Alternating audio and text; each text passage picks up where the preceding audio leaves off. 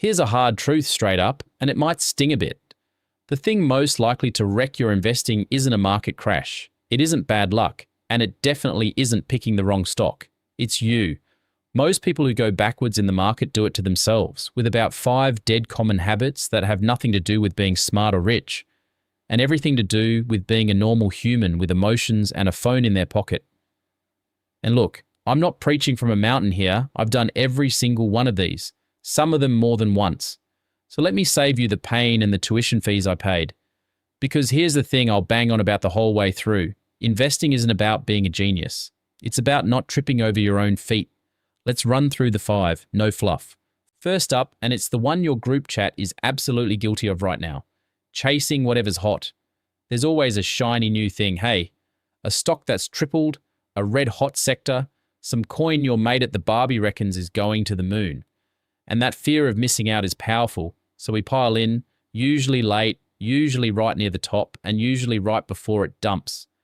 And it's not just a you problem, it's measured.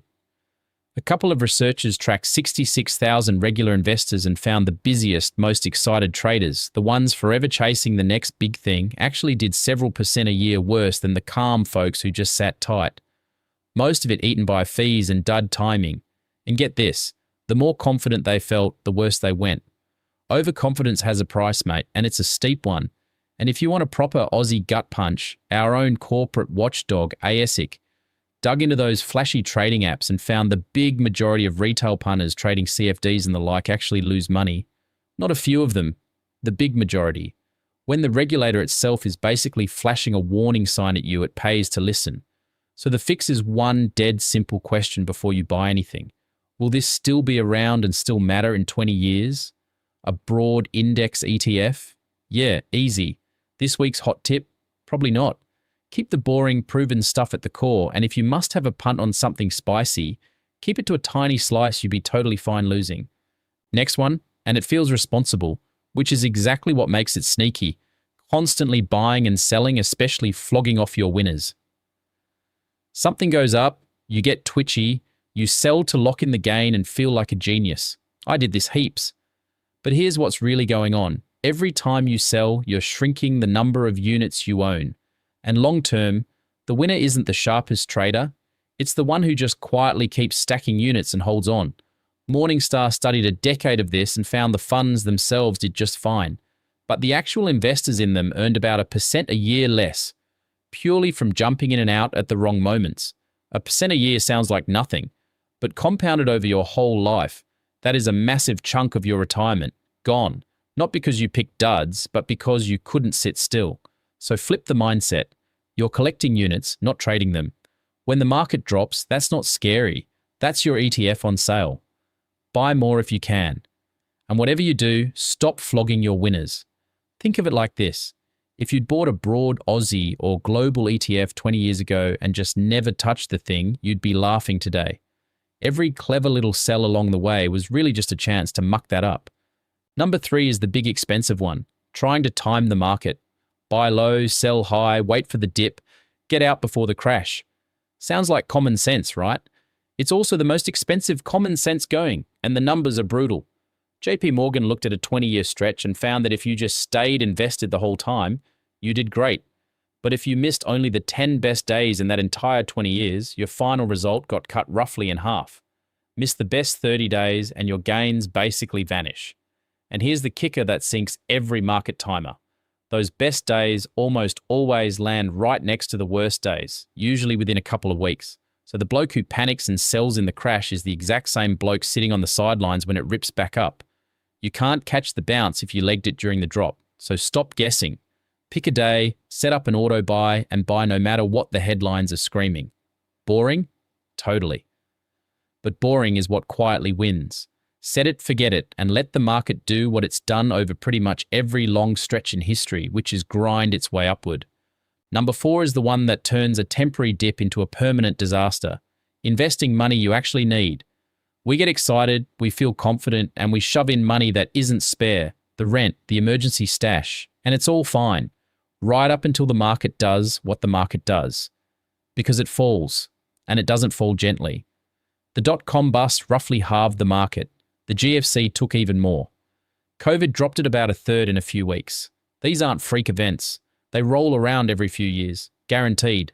We've copped them here too. The GFC absolutely hammered Aussie super balances, and plenty of people panic sold right at the very bottom and locked in the pain. The ones who held on and kept buying came out the other side just fine. If your money's genuinely spare, a 40% drop is uncomfortable, but you ride it out, maybe even go bargain hunting. But if next month's rent is in there, a crash doesn't just scare you, it forces your hand. You sell at the very bottom, and you just saw what selling at the bottom does to you. So before any of the clever stuff, park 3 to 6 months of expenses in a high-interest savings account right outside the market, and don't put a cent you'll need in the next few years into shares. A crash only truly sinks the person who's forced to sell into it. Sort your safety net first, and a market drop goes from a catastrophe to just a bit of a sale. And the last one ties the whole lot together, drowning in noise. The daily news, the crash is coming headlines. The bloke on YouTube with the terrified thumbnail, yeah.